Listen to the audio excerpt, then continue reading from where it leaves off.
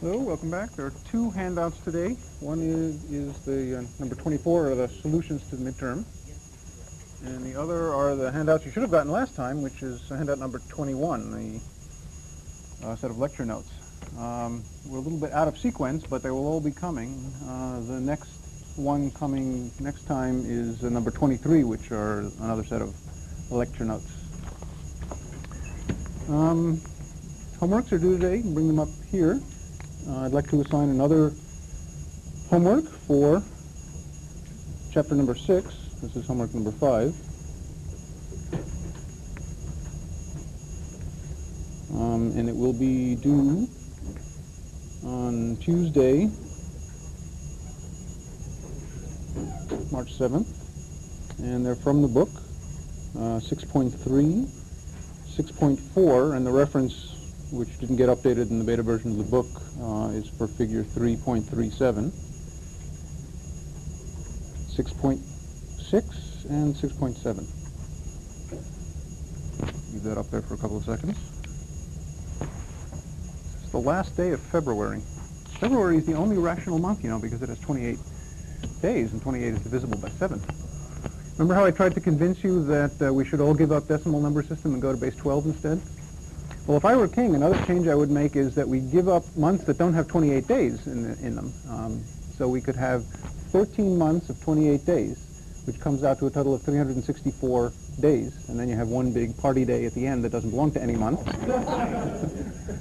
But that means that every day of the week also always falls on the same numerical day of the month, which makes all sorts of calculations and calendar programs a lot easier. But we're not going to do that, just as we're not going to go to the duodecimal system. Okay, back to caches and memory, unless there are any other questions. I have no toys today. If anybody, by the way, beside me has some interesting things they would like to bring in for show and tell that's related to the course, please feel free to. I shouldn't be the only one reading my toy box.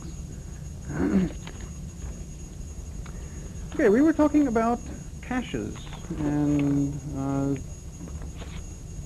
why they're good, and a little bit of computation we did to show how much better they are, and we're going to be talking now about how to design them and what they look like internally.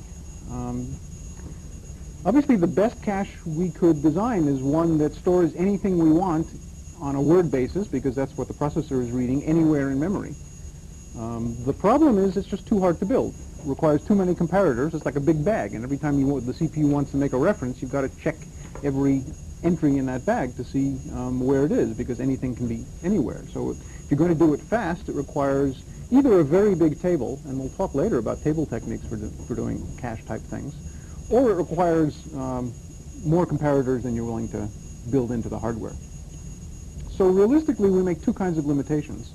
One is that we group words into blocks, sometimes called lines, of consecutive words, all of which are in the cache as a unit, and you only have to store one address for that block of consecutive words, and you only have to do one comparison to see if the word that you're looking for is inside that block. So that's the first limitation we make. And the second limitation is that we limit the number of places that block, and therefore that the words in that block can be found. Rather than allowing them to be anywhere, you restrict the number of places that they can appear. So that means that the number of comparisons you do to find out whether the thing you're looking for is in the cache decreases. So what are the parameters that characterize the design we choose? Well, one obviously is the block size in bytes, the number of units that you look up as one piece. Now, that may or may not be the number of units you transfer in and out of the cache. Sometimes it is or sometimes it isn't. But the significant characteristic is it's the number of pieces that have a separate identity, that has a number of consecutive words that only have one address associated with them.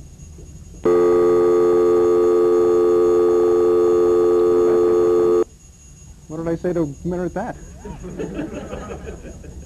We used to call that a Bronx cheer. Okay. I'll be a little more careful about what I say. Okay, the next parameter is associativity. It's the number of places that a particular block can go to. If we had what we really wanted, which is that anything can go anywhere, then the associativity is the whole size of the cache. But it's going to be less than that. So it defines, because of that, a number of sets. This will be clear when we look at a diagram. The associativity is the number of different places that a particular block can go into, and the number of sets is the number of those different collections of places. I'm struggling to use different English words that sort of mean the same thing.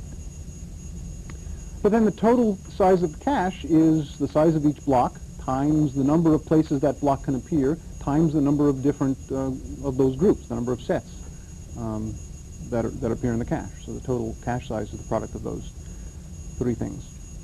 The fetch size is how much you fetch from main memory when you miss in the cache. And that typically is the same as the block size, although it might not be. You might decide, as long as you're going to go to main memory, that you fetch more than one block. It's unlikely you'll fetch less than a block because, well, we'll see why, but it could be that you might want to fetch more than a block when a cache misses. In terms of characterizing the time parameters of the cache, there are basically three. One is how long it takes to hit in the cache when you look for something and it happens to be there, and then how long it takes to miss. And I showed a little drawing later, which we'll elaborate in a second, that describes miss as a function of two items. One is the latency, how long it takes to begin to get stuff out of main memory to fill up the cache, and the other is the transfer rate. Once you start getting the data from the cache, how many bytes or words per microsecond or nanosecond is the memory providing? And that's what you need to know to figure out how long it's going to take to fill up one of these blocks. Okay. With those parameters, let's take a look at a sort of generic cache. This is a general purpose cache that has that doesn't represent either of the extremes, and we'll look at both of the extremes, but this is a cache that has associativity of 2, which means that each block can appear in one of two different places, and these are those two places. It has a block size of 32 bytes in this case, which means that the atomic unit of comparison is a block of 32 consecutive bytes, and they have to be consecutive. And for this example, the total size of the cache is 256 bytes. So that implies that the set size is 4. 256 divided by 2 times 32. Each one of these sets has two blocks, associativity 2, of 32 bytes, the size of the line. And since I've decided that the total size of the cache is 256 bytes, that means that there are 4 of these sets. So how do we extract something out of this cache given an address that the processor is providing? And for purpose of example, I've proposed that the processor here is providing a 6-bit address. Well, one part of it is easy. We know that we're going to extract one of these blocks, and the blocks are 32 bytes long, so the least significant 5 bits of the address are going to be going into extracting an individual byte out of whatever block we select. Now, in fact, I've shown this as byte extraction. In more realistic cases, the cache is probably delivering words to the processor, in which case 3 of the bits are used to select the word within each line, and the other 2 bits are ignored or used by the processor to select bytes if it happens to be interested in doing that. The index.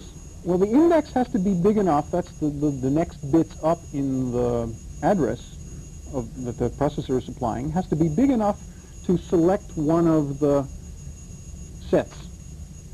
So in this case, there are 4 sets. We need 2 bits to select it, leaving over 9 bits that weren't used to determine a position in the cache or to determine the position within a line. And those are the bits that then have to be compared to the identifying information stored with each line in the cache. So the 9-bit tag here has to be compared to the 9-bit tag that was read out of the cache line. This decoder picks one of these 4 lines, it picks one of those 4 tags, and it does a single comparison between this tag and the tag and the address we're looking for. If it's a hit, then we know that this block contains the byte or the word that we're looking for. At the same time, since this has associativity too, we have to look in the other side. So we do another selection of 1 out of 4 tags on this side. We do another comparison of that selected tag to the tag out of the address and see if it hits. And if it does, then we select the block that came from that side. If neither of them hits, then it's a miss, and the data isn't in the cache at all. What do we do if both of them hits, by the way? What if both tags on both sides of the cache are a hit? You're in trouble because you filled in too many. Right. You send your computer back to the manufacturer and tell them it's broken. That's that's something we cannot allow to happen, and we'll see in the algorithms later on that we'll make sure that doesn't happen. So this is a specific case because I think it's always easier to look at specific cases first, but you should be able to calculate what the sizes of these various fields are for other organizations. This is simple. This is the log base 2 of the block size, because that's how many bits you need to select the individual byte out of the block that's there. The index has to be able to address the number of sets. And the number of sets is the cache size divided by the block size times the associativity. So the log of that quantity is the number of bits in the index. And as you vary these parameters, obviously the widths of these fields vary. And let's look at, how many of you, by the way, have seen all of this? And this is old hat. Oh, not as many as I expected. Okay. Looks like only about a third. I won't go into fast forward too much.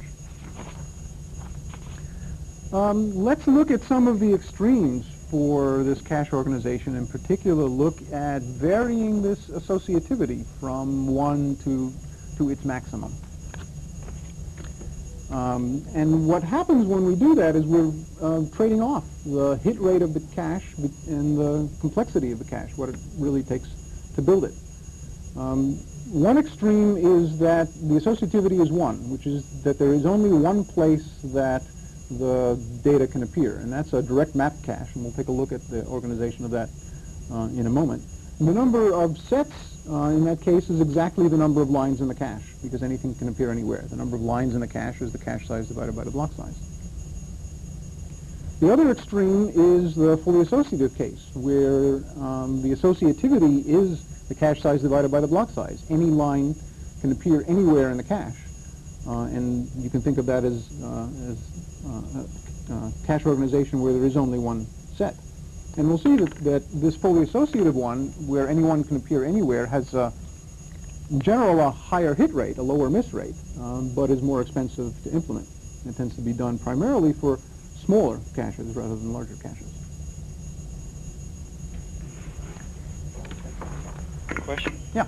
You referred to, in parentheses, it says number of lines, blocks Right. in the cache. Isn't that really actually the number of sets? No, that's the number of lines. Lines and blocks are the same. The total number of lines in the cache. Right. That's, in this example, the total number of lines is 8. Right. The number of sets is 4. Right. And the only time that the number of lines and the number of sets is the same is in this direct map cache, where there's only one place that anything can go. Make sense? Okay. Let's look at the direct map cache. The direct map cache is the case, remember, where the associativity is 1, so there's exactly one place for data to appear in.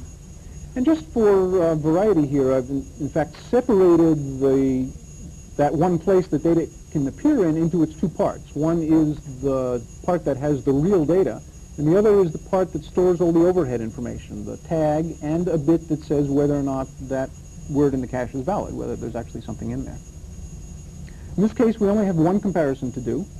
That comparison is between the tag that we look up based on the index of the word and the tag in the address. If it matches, it's a hit. If it doesn't match, it's not a hit. Notice that the offset now doesn't necessarily have to control a multiplexer to pick out one of several different places in the cache memory. These can simply be the low-order bits of a standard address into the memory, and the index are the high-order bits into that memory. And we can be fetching this memory at the same time we're fetching the tag. And in fact, that's one of the great advantages of a direct map cache over some of the other caches. Question? Yeah. Wouldn't you need the tag to go to the memory also? Isn't that part of the address? Wouldn't you need... No, it's not. The tag is... This is, remember, not the main memory. This is the cache memory. Right? And you can view the cache as the sum of these two parts. Remember before we showed that... Okay, so the group of things on the left-hand side there are just... That's only tags. That's only tags. Okay. The only thing that's in here is a tag. I just drew in two separate parts the tag and value field of the cache and the data part of the cache. So this is one line of the cache, this apart from here and apart from there. And I do that mostly to show that the cache memory can be accessed in parallel with the tag memory, and the individual word or byte within the cache memory can be fetched while you're checking the tag, which is only based on the index.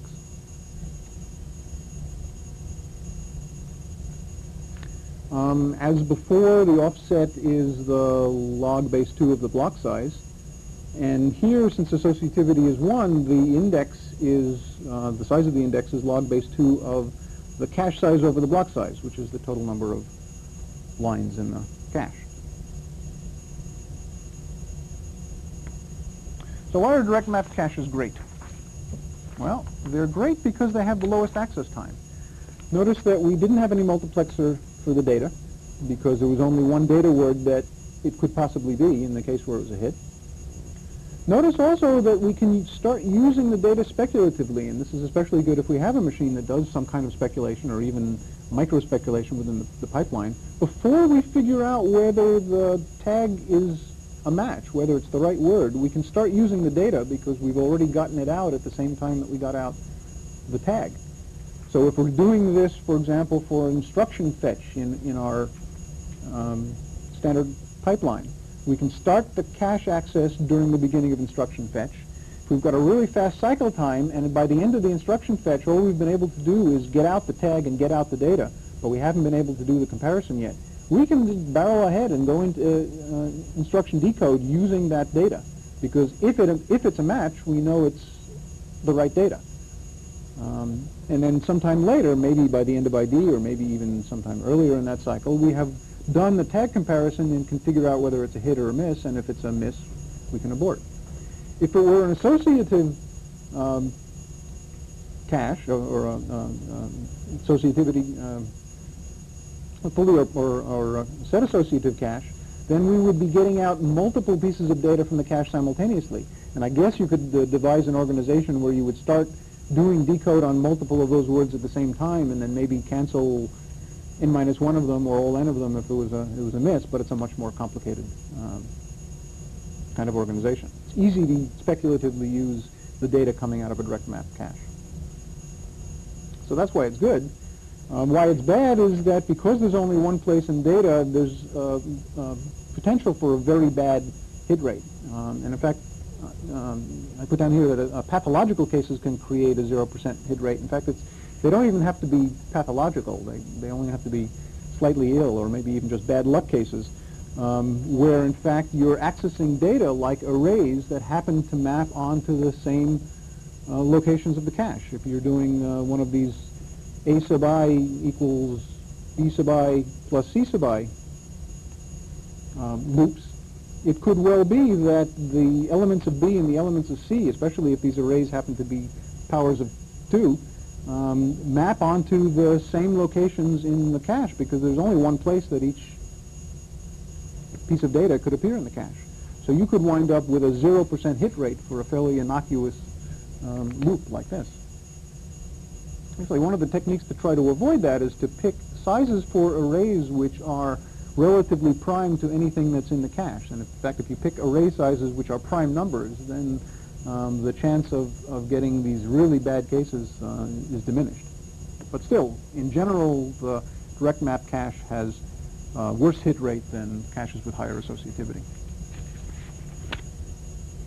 Now remember, what we're doing in the case of a direct map cache is basically choosing only one column of this general structure. So we have only one comparison to do. And the other extreme is to choose only one row of this organization and do all of the comparisons, have multiple comparisons in parallel, and that, in fact, is the fully associative cache. So that's the other extreme. Fully associative cache, any word can go anywhere. It turns out, and we'll look at some data later, that these have the best hit rates. And the difference between the fully associative and direct map caches are especially important for small caches, where if it's direct map, the odds of getting a conflict is fairly high. So especially for very small caches, and you see this in the caches inside the microprocessor as opposed to ones outside, that they tend to be the ones that are fully associative if they can get away with it. And the reason why you have to worry about getting away with it is because it requires lots of comparators. You've got to do all of the tag comparisons at once for all of the lines in the cache. The other thing is that you're reading out of the memory at least all of the tags at the same time, and probably all of the data at the same time as well. So if the tag matches, you're ready with the data. And that means if you were to build a cache external to the chip that's fully associative, it means the memories are very wide, lots of buses, lots of pins, and that turns out to be difficult to build externally. So direct fully associative caches are more appropriately built inside the chips rather than caches that are outside. Now remember that our general structure for the address for addressing cache is that the low order bits specify the offset within block, that the middle bits specify an index of a set to fetch, and that the top bits specify the tag, the part that's going to be compared once you fetch something out of the memory. How big is the index for a fully associative cache? 0. There are no bits for an index because there's nothing to look up. You fetch all of the tags simultaneously, compare them to the tags in the word. And the way to see that is that the log, that the general expression for how big the index is the log of the cache size divided by the block size times the associativity. And for a fully associative cache, the associativity is the cache size over the block size. Anything can appear anywhere. So this, in fact, is log base 2 of 1, 0 bits.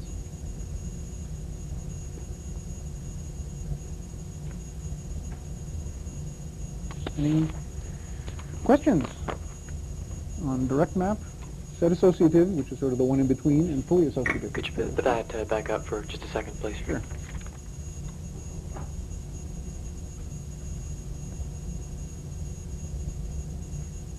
This is the general expression for how many bits you need in an index, which is the number of sets.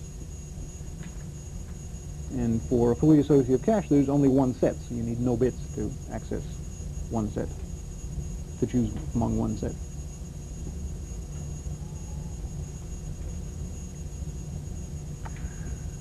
Those are the organizations, and implicit in discussing those organizations, we've understood how it is you do hit in the cache when you're reading. Well, there are 3 other cases. You could be reading and it's not in the cache, so it's a miss. Or you could be writing and it's in the cache, so it's a right hit. Or you could be writing and it's not in the cache, so it's a right miss. And for each of those different situations, we need to come up with a strategy for how to handle it. So the first one is the read miss. What happens if you look something up in the cache and it's not there? Well, presumably you want to put it in the cache. I guess you could choose not to and just go to main memory and fetch it, but then the data in the cache never changes, and it's not, after a while, it's not going to serve as a very good cache because of the locality. It's not tracking the locality of the program. So normally what you want to do when you get a cache miss is to bring the data into the cache, and therefore you've got to throw something out. And you've got to therefore decide which one to throw out. Well, in one case it's easy. If it's a direct map cache, there's only one place that each word can go, so you have no choice. You have to throw out the thing that's in that one place that the word I want to read goes into. For a set associative or a fully associative cache, you have a choice because there are multiple places that the word that you're reading could go into. The ideal would be to choose to discard the block that's never going to be used, or the one that's going to be used farthest in the future, because that gives us the highest probability that the thing that the data we're going to want is in the cache in the near term. The problem is we can't look into the future. The best we can do is look into the past, so probably the best scheme short of that is to discard the block that was least recently used in the past, assuming that that's going to be least likely to be used in the future as well.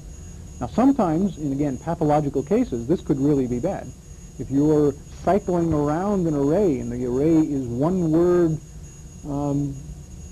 larger than the size of your cache, if each time you throw out the word that's least recently used, that in fact is the word that you're next going to use in the next reference. So you can design cases where least recently used is a much worse strategy than always replacing the same value or some other bizarre strategies. But in general, least recently used for typical programs is probably closer to ideal than anything else you could choose. In some cases, when the associativity is low, it's really easy to do, because let's say if the associativity is 2, there are only 2 different places that a line can go into in the cache, all you need is one bit that says which of those 2 was the most recently referenced, and you can do a perfect LRU.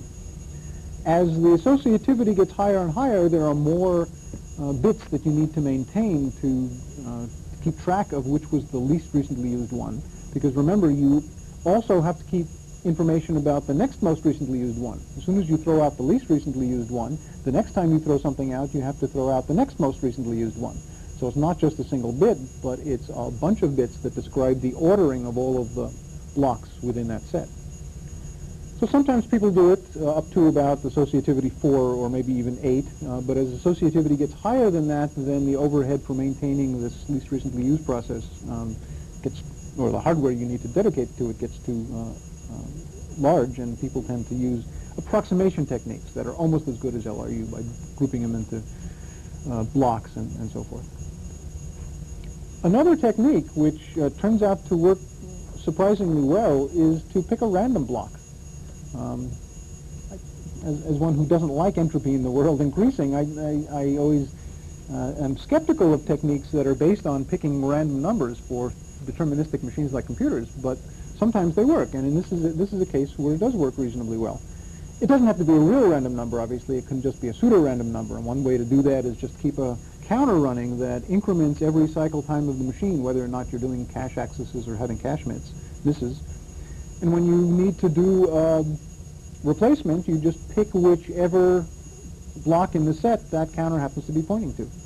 Or you can use a shift register with a 1 bit that cycles around that points to one of the blocks.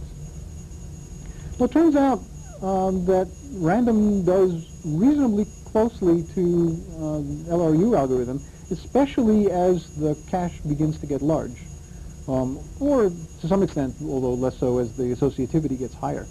So if you're doing 8-way associativity with a 256 kilobyte cache, you might as well give up trying to do LRU, which is kind of difficult on an 8-way cache, because you're going to do just as well by picking a random element in that set to replace instead.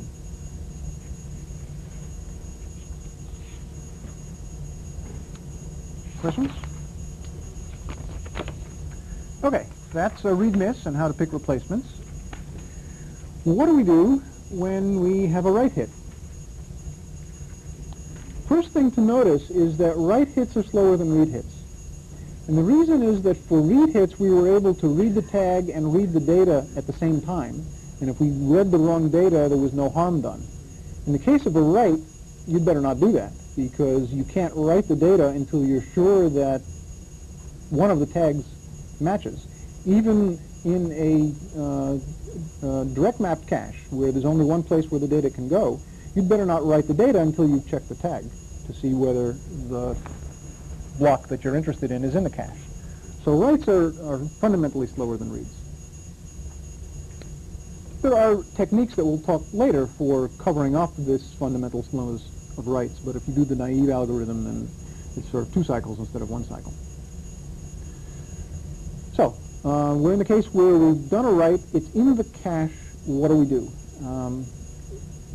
You've got to be careful here because there are now 2 copies of the data. There's a copy of the data that's in cache. There's also a copy of data in main memory. One technique, which is the kind of conservative approach, is you'd better change both of those copies right away because you don't want to have 2 different versions of the data. So that's the so-called write-through case. You modify the cache, but also immediately, or as soon thereafter as you can get to it, you also modify main memory. Because main memory is kept up to date, it has other beneficial side effects. Let me talk about this a little bit. For those of you who have seen all of this and are bored, you can amuse yourself by thinking about other kinds of organizations. And one other kind of organization that caches are used for are multiprocessors. I hope we get to talk about this a little bit later in the class. But consider the case where you've got multiple processors, and each one of them has its own cache, perhaps built into the IC, but in fact they're all sharing the same large main memory. So they do lookups in their individual caches, and then when they miss, they reference the common main memory. Well, here you've got an even worse problem, because instead of having just 2 copies of the data, one in the cache and one in the main memory, you've got n+1 copies of the data for n processors. The write-through choice for write hits makes this problem a lot simpler, because there isn't a copy of modified data in somebody's private cache that the other processor can't get to because it hasn't yet been written back to main memory. So it could look at main memory to see whether it has the most recent copy of the data. A separate question, which we may get to discuss later, is how does it know that this data has been modified in P1's cache and been written back to main memory? Notice that you can also consider I.O. as a separate device, and I'm thinking of I.O. in the DMA sense, of a separate I.O. channel that reads and writes main memory. It typically doesn't have access to the cache of the individual processor. So if you write to your cache and don't write that data through to the main memory, then any I.O. operations are going to be using old copies of the data. So for I.O. and for multiprocessors, write through is a good strategy. It's also easy to implement. We'll see why the other ways are not easy to implement. I guess that's the way to convince you that this is easy to implement. And it also speeds up the common case, because in the case of a read-miss, where you have to replace something in the cache, you never have to do anything to do any writes, because the main memory has the updated version of anything that was changed, so you can willy-nilly just discard anything in the cache without worrying about discarding the only copy of some data that's been changed. The main disadvantage of write-through technique is that it creates a very high volume of traffic to main memory. If you have a 1 MIPS processor, this doesn't look right, a 1 MIPS processor and 10% word stores, this must be a 100 MIPS processor. Nobody would buy a 1 MIPS processor anymore anyway. If you have a 100 MIPS processor and 10% of its instructions are represent word stores, then 10 words per second are being written to main memory, and therefore 40 megabytes per second are being written to main memory, which represents a fair traffic heading out to main memory, which also has to be processed at the same time that all read misses, reads from memory are being handled as well. One way to cover up in a write-through case for the slowness getting to main memory is to insert a write buffer in between the cache and the main memory. After all, the arrival rate, in the queuing sense, the distance between requests to write to main memory is not going to be exactly the same. If you can have the cache push something into a write buffer and worry about getting it to main memory later, you can free up the cache and the CPU to continue doing later operations, and as main memory cycles are available, you can start emptying out this write buffer and updating the data in main memory.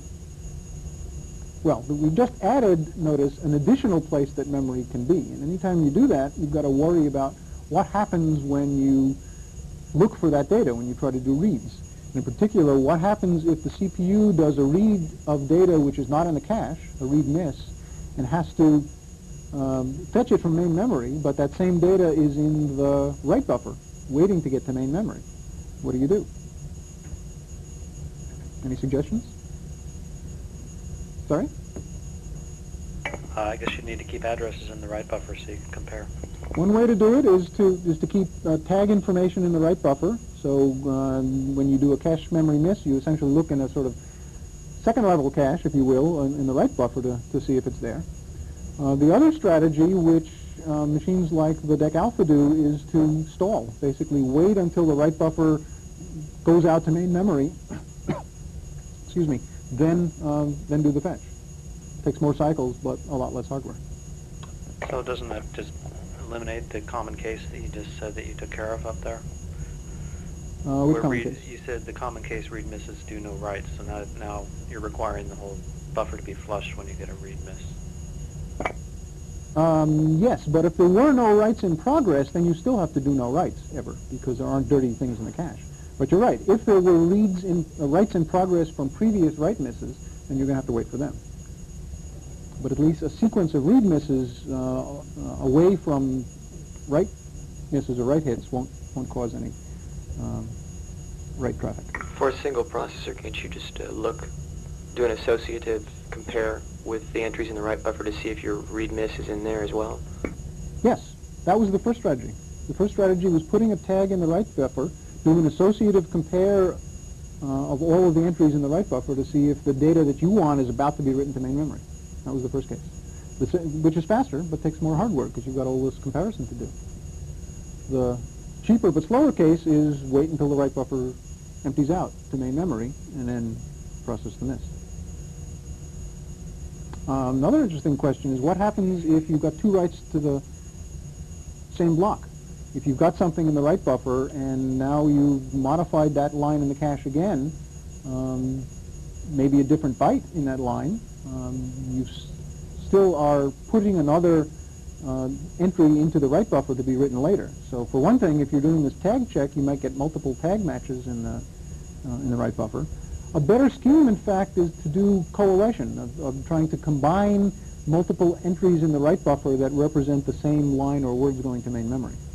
And people who, and most write buffers, in fact, do that.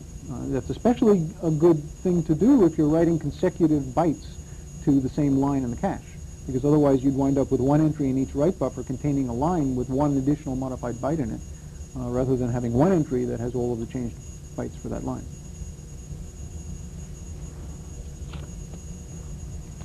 Okay, so write-through is one strategy and gets used. Another strategy is write-back, also called copy-back, which is delaying the write of data to main memory until you have to do it. So when you have a write hit and the data is in the cache, you only write to the cache. You now have to have a bit in the cache to say whether that data is dirty or not, whether it eventually has to be written back to main memory. But you don't write it back until you're ready to discard that block. So that means writes are faster. You don't have to shove into a buffer or write to main memory the modified data. The trade-off is that reads may now be slower, because if I have a read and it's a miss and I choose a block to replace and that block has the dirty bit on, I can't just replace that block because that's the only copy of that changed data. I have to write it back out to main memory at that point. So you've made writes faster, but you've made reads slower in some cases. But this lowers traffic to main memory a lot. If you have repetitive writes in a loop, for example, that keep writing the same variable over and over again that happens not to be assigned to a register, then it's not causing any memory traffic at all, assuming that there aren't other misses in the cache. If you're writing to adjacent words that happen to be in the same line of the cache, then those don't cause individual traffic. It just keeps updating the same line in the cache over and over again until eventually some other miss is going to cause that line to be discarded. Notice that as you're doing those writes, that line becomes the most recently used line, so the chance of it getting dumped out immediately is pretty low. But it has the converse of the problem of the advantage we talked about before. Main memory at any given point is not up to date. It might not be up to date for a long time. So there are problems for multiprocessors, and there are problems for I.O. that go directly to main memory. This is a kind of obvious little flowchart that shows that on a read miss, if the block is dirty, we have to write it back first or put it in the right buffer to send it out.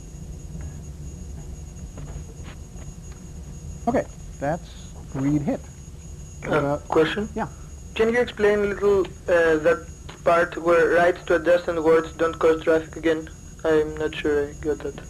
Let's say that a line in the cache is 32 bytes wide, and I execute an instruction in the processor that writes that word. Well, that word gets updated in the line in the cache, and because I'm not doing write-through, that line just stays in the cache. The next write from the CPU might be to this adjacent word. It updates the line in the cache. It's not write-through. It doesn't get written to memory. So writes to adjacent words don't cause traffic to main memory until eventually the line gets written out. I see you're shaking head. Okay, that's a write hit. Too many sisses and caches and misses. What about a write miss? Word I'm writing is not in the cache. What do I do? Well, there are two general strategies. One says put it in the cache and then treat it as the previous problem. And the other says, well, it's not in the cache, don't bother, just write it to memory. Let's look at that one first. It's not in the cache, you just write it to memory, or you buffer it to memory if you have one of these buffers or queues heading toward memory, and the cache is not changed. In fact, this is a strategy often used by a write-through cache. Since every write is going to be going to memory anyway, you might as well not bring it into the cache. If you're only writing this block and not reading it, putting it in the cache is not going to be a particular advantage to you. So in fact, no write allocate schemes are used mostly with write-through caches. Now, the other scheme is it's a miss, but we want to bring it into the cache. And the general way to do that is to fetch the entire block, make believe it was a read miss. So you're trying to write a particular word in a line. You've got to fetch the block because there are more words in that line that you're not changing. And what's in the cache has to be a complete line. So you fetch the entire block first, presumably including the word that you're about to write. And then you treat it as a write hit. You modify the word in the cache. This is mostly used for write-back caches, and the hope is that once you've done that write, that you may be doing writes to that word or to adjacent words, and then you've got the line already in the cache and don't have to do any more main memory traffic. Now, the next level of sophistication of that scheme is that we can allocate the cache line, but not fill it up. Because after all, it seems like a waste to read the entire block and then replace one of the words we just read. It also seemed like a waste to read the other words if we're never going to use them. So if that's your model, then in fact you allocate a line in the cache, you write the word that we're about to write, but mark the rest of the words as not there. And what this means now is we have to have individual valid bits for each word in the line. What we had before was one valid bit for the entire cache line. What we have now are individual valid bits for each of the, let's say, 4 words within the cache line. They still have only one tag. So if they're there, they are 4 consecutive words in memory whose higher order address part is in the one tag. But they may or may not be in the cache. And that allows us to do a write into the cache without having to first fetch the line. Now this complicates reads as well, because now when you do a read, instead of checking the valid bit for the entire cache line, you've got to check the individual valid bit for the particular word you're looking for. But this is a strategy that has been used. Any questions about that? In the next slide, I've tried to summarize all the various different actions of write miss. and in these different strategies. The write-through policies all have to end somewhere with a write to memory. In the case of a write around, where you're not putting anything in the cache, that's the only thing you do. In the case of write allocate, you've got to pick a replacement because you're throwing something out of memory. You don't have to do anything except pick a replacement because write through has guaranteed that that data is in memory already if it was changed earlier, so you don't have to write it back. You just pick a place to replace. If you're fetching on miss and filling up the entire cache line, then you fetch that block, you write the word that you're replacing, and then because it's write through, you write it out. If it's no fetch on miss where you have individual valid bits, then you can write only part of the cache, and then you can write out the part of the cache that has been modified. For all of the write-through cases, the one I've underlined here, the write-around case, is the one that is more typically chosen. This write and validate, ignore for the moment. We can talk about that later. In the case of write-back strategies, the common case is the fetch on miss, in which case you pick a replacement. If it has the dirty bit on, then you have to write it back. Then you fetch the entire block and write the changed data. Or if you have these individual valid bits, then you can avoid fetching the block and only write and validate the word that you're storing. So that's a summary. Let's do some simple calculations, looking at what caches cost and what their benefit is compared to, well, I guess a CPU that doesn't have any cache or that has a perfect cache. We can represent the total running time of the program, and remember that's the best way of measuring the performance of any of these systems, as the sum of two components. One is how long the CPU is really taking to execute cycles, and this includes all of the stalls that we talked about before, the 3 different kinds of hazard stalls. It also includes the time it takes to do a cache hit if the data is in the cache. And then the other component are all of the stall cycles associated with memory. The miss penalty, the times you have to stall because write buffers are full and you're waiting for it. We'll talk about this later, virtual memory stalls, all of the various ways in which memory can cause you to take additional cycles. So the CPU time is the sum of those two cycle components times the cycle time of the machine. If you factor out the instruction count, then you can represent that as the cycles per instruction for execution itself and cycles per instruction for memory stall. You can expand the memory stall component by looking at the number of misses per instruction times the miss penalty that it costs for each time it misses. But remember that each instruction may represent multiple memory references. So this is also the memory references per instruction times the miss rate for each memory reference times the miss penalty. So this is the general form for computing how slow or fast our program is going to run based on the number of memory references it makes and the miss rate. Now, sometimes this may be more complicated. There may be a separate instruction cache and data cache.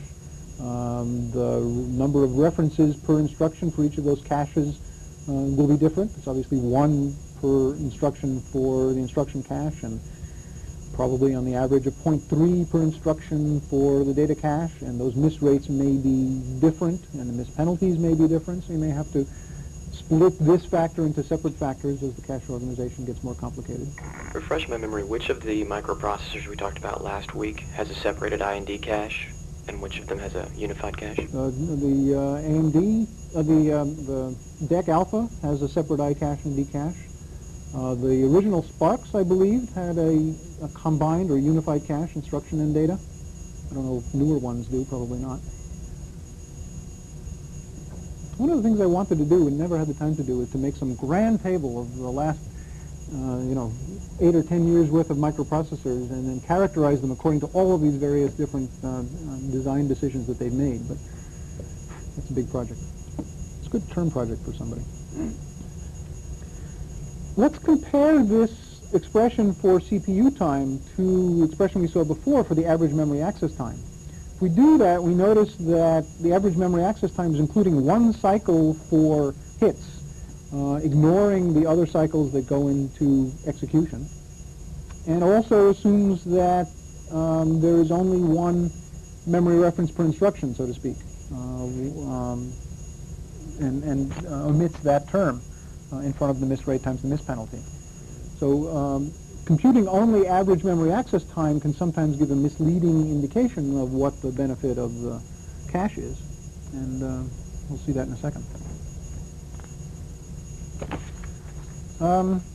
Trivial example here. Let's assume that we have 1.4 memory references per instruction. This might be 1 for instruction fetch and 0.4 for data reference.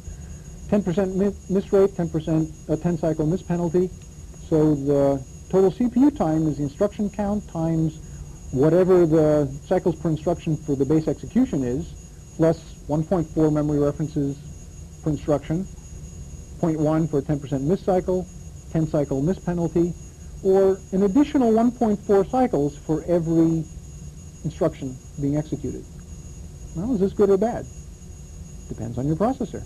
If this is a RISC where the CPI is already down pretty low, and if the CPI for execution itself just happens to be 1.4, then 50% of your execution time is spent in memory stalls, waiting for the cache system to provide the data. You might want to spend a lot of time trying to decrease miss penalty or miss rate into that scenario.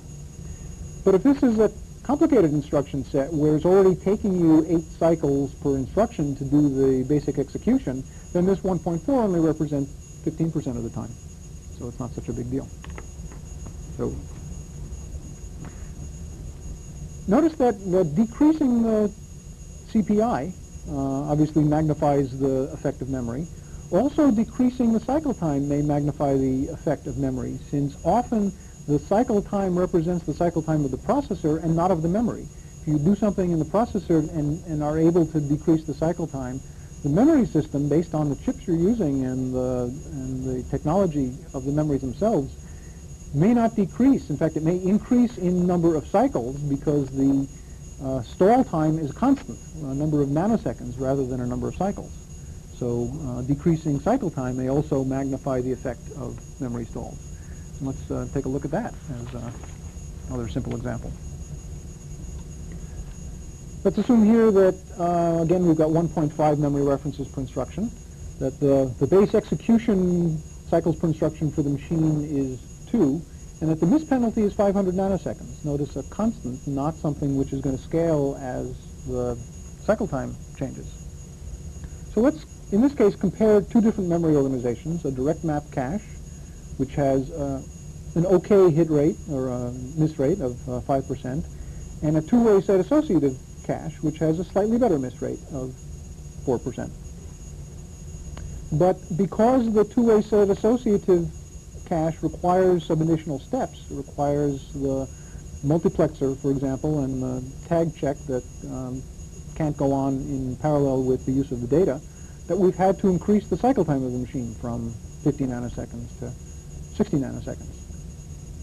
So what's the CPU time, and just for grins, what's the average memory access time, and we'll see how those two compare.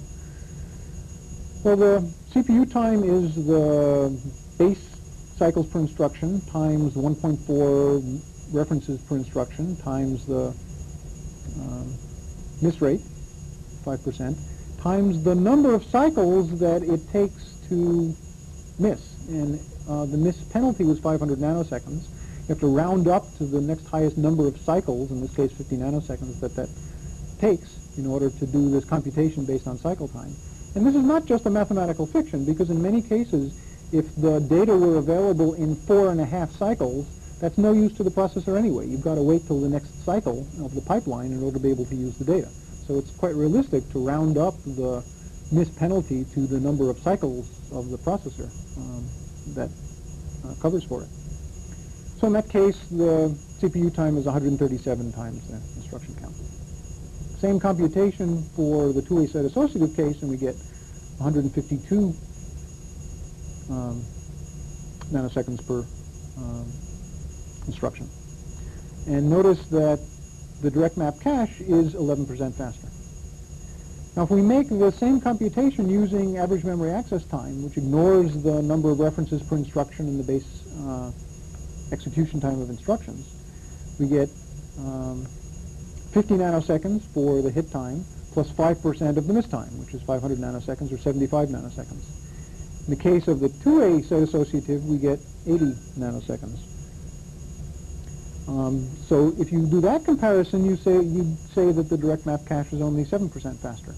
So it's underestimating the benefit that you get from a direct map cache if the only thing you look at is the average memory access time, instead of looking at the CPU time as a whole.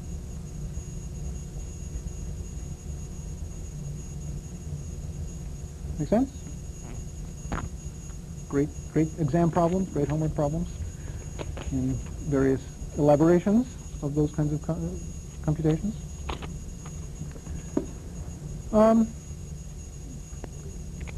Not all misses are the same. One of the things we might like to do is to think about misses and try to categorize them for the different cache organizations and see if that gives us any intuition about what these misses are. The book goes through this. I'm not a great fan of this model particularly, but it's beginning to be discussed a fair bit. It tries to break misses into 3 different kinds. I have no problem with this kind. There are compulsory misses. Those are misses which are unavoidable because it's the first reference to a block. You start out with an empty cache, you start executing some code that references instructions and data. Every time you reference something for the first time, that's categorized as a compulsory miss. The way to measure how many of those there are is to look at a cache which is infinite, that can hold everything you will ever reference, and look at what the miss rate is. That's the misses that represent compulsory misses. How can you increase that? Well, if you increase the block size, then every time you have a miss, then you're bringing in more and more data. The chances are increasing that you're going to be bringing in data that will be referenced later, so you will avoid a miss in the future. So compulsory misses are a function of the cache organization. In this case, it's a function of the block size, even for an infinite cache. The next category are capacity misses. They are misses that are there because the cache is too small. Compulsory misses, if we measure it with an infinite cache, never have that problem. Caches are finite, so there will be misses in addition to compulsory ones because things got thrown out of the cache. One way to measure that is to take a fully associative cache, which is sort of the best you can do in terms of figuring out where things go, and look at its miss rate and subtract the compulsory misses from that. And that gives you a measure of the misses that are there because the cache was too small. You can get rid of those by making the cache bigger, obviously, at a cost of increased cycle time, because fully associative caches, as they get larger, get slower with all the comparisons, or cost more because of all the comparisons. The third category are the conflict misses. The misses that are there because multiple items in the cache map onto the same thing, because there are mapping conflicts. And one way to try to get a handle on which ones are there only because of the way you're doing the mapping is to look at the miss rate of a fully associative cache, rather a non-fully associative cache, of a set associative cache, and subtract from that the miss rate of the fully associative cache, to get a feeling for how many additional misses are being caused by these conflicts. And the way to reduce them, presumably, is to increase the associativity and move more toward a fully associative cache. This is a kind of good intuitive model. The problem is that the distinction between conflict and capacity misses is not very precise, and it's hard to make very mathematical. And there are complicated counterintuitive effects that occur. Well, for one thing, sometimes you can increase the cache size, which you would think would decrease the capacity misses, but in fact sometimes that will decrease conflict misses, because things that used to conflict now don't conflict any longer. You're making that index field of the instruction wider. There are also even more bizarre cases, and to try to account for those more bizarre cases, people have talked about things like anti-conflict misses. Anti-conflict misses are misses that occur in a fully associative cache in this sort of capacity model that don't occur in a less associative cache.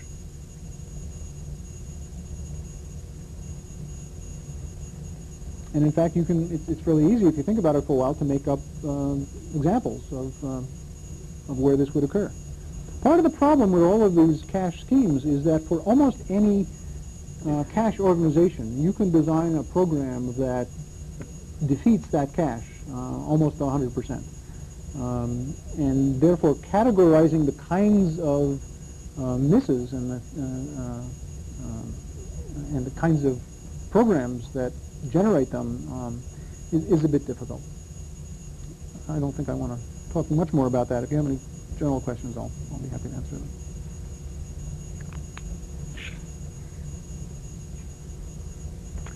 Okay.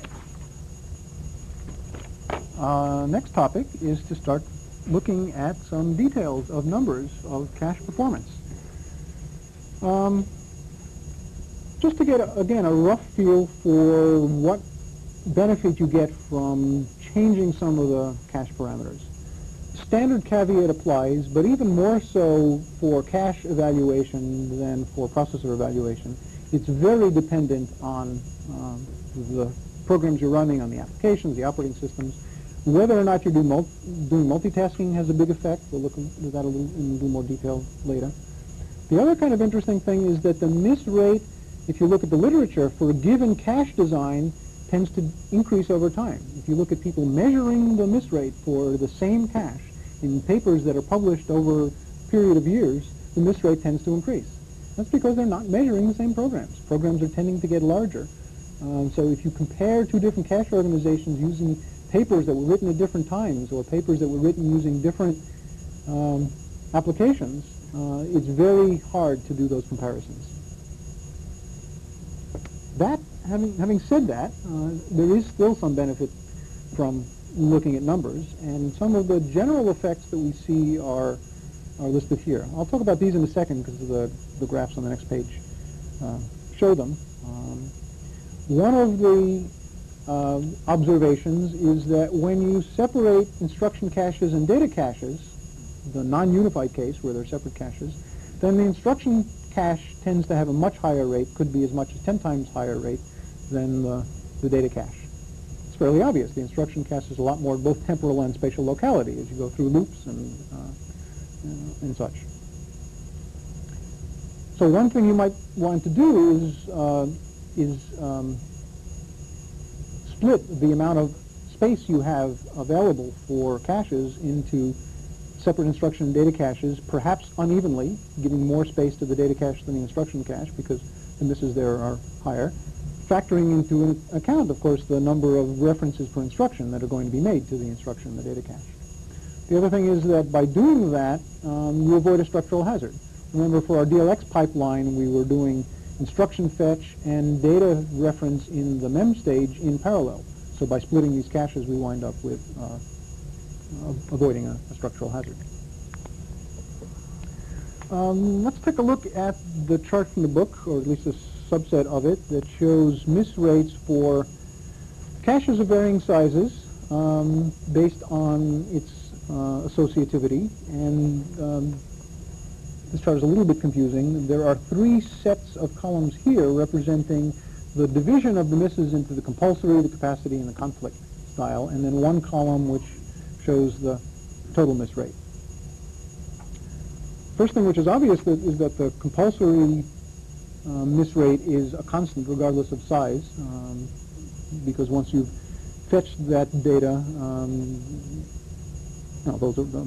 those are all the misses that you need for the duration of the program. The capacity misses, as you might guess, are a function only of the size of the cache and not of the associativity of the cache. And the conflict misses for each given size decrease as the associativity increases. That's the general effect one expects. The other thing to look at are the kinds of rules of thumb, and one of the rules of thumb is that the benefit of increasing the size of the cache, let's say from 32 kbytes to 62 kbytes, is roughly the same as the benefit for any given size of increasing the associativity by a factor of 2.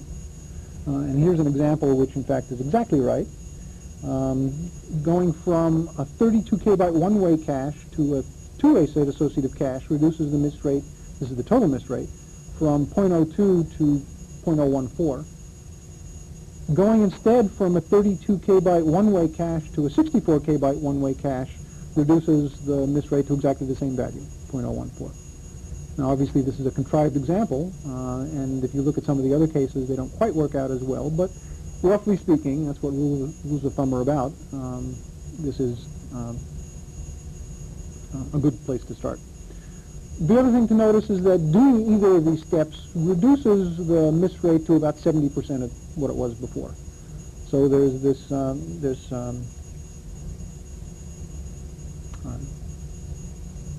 doubling effect, which is the same for increasing the associativity by a factor of 2 or increasing the size by a factor of 2. And in both cases, the effect is about 70% of the miss rate we had before.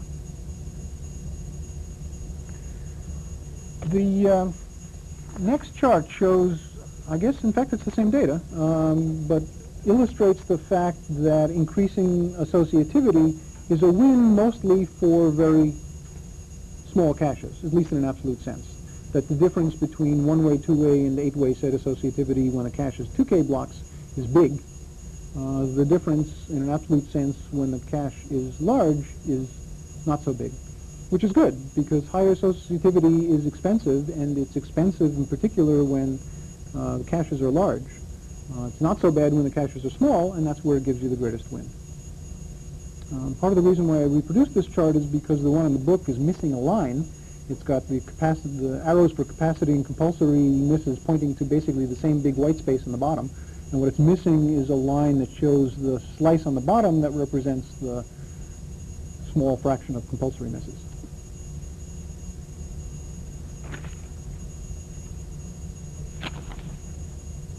Okay, one other thing we might look at is how the miss rate varies as you change the block size. Well, one thing remember is that as the block size gets larger, the miss penalty is increasing probably because it takes more time to fill that line from the main memory. However, balancing that off is the effect of reducing the miss rate because you're prefetching data that, if you're lucky, might hit later in the cache that you might reference later on. Obviously, at a certain point, you make the block size so large that you wind up fetching a lot of data which never gets used. And because of that, you're not using the cache for stuff that might get used later on. So if you look at the graph, what happens is that as you increase the block size to a certain point, the miss rate decreases. And then as you begin to fetch more and more data that is a waste of time because you never reference it, the miss rate begins to increase again. Even so, one of the other advantages of block size, which doesn't translate to a change in miss rate, is the fact that you're reducing the overhead. For each of these blocks, the tag is the same amount of bits. So the tag as a percentage of the data, the overhead in the cache, is decreasing. Large block sizes tend to be better for instruction caches than data caches because instruction caches tend to have more consecutive references, and the chance of using the data that you prefetched with a large block increases. Now we're only looking here at miss rate, and remember, miss rate is not a great way to look at the overall effect. Average memory access time is better. CPU time is even better than that, but let's take one step first and look at average memory access time as a function of block size. Remember, I drew this picture earlier on that showed that there was, this must be a marketing slide, right? There's no axis notation, and there are no numbers on the axis. This is block size. As the block size increases, the total transfer time increases, and it has a component which is the fixed latency to get the first word, and then some component that is proportional to the size of the block, based on the transfer rate, the number of bytes per cycle. This chart, based on the same MIST rates we saw before, computes the average memory access time, assuming that the latency, the time to get the first word, is 4 cycles, and that the transfer rate, once you've started that, is 8 bytes per cycle. You look at this chart and you say there is no benefit to increasing the block size beyond 16 bytes, because the penalty you pay for fetching in the additional data is much too great. But this is a strong function of the assumptions that you make about the latency and the transfer rate. The bottom graph shows that if the latency is larger and the transfer rate is higher, particularly when the transfer rate is higher, then you do indeed get some benefit by having larger block sizes. So in this case, it looks like 32 bytes of block size lowers the average memory access time, even though the latency is larger. The transfer rate is significantly higher.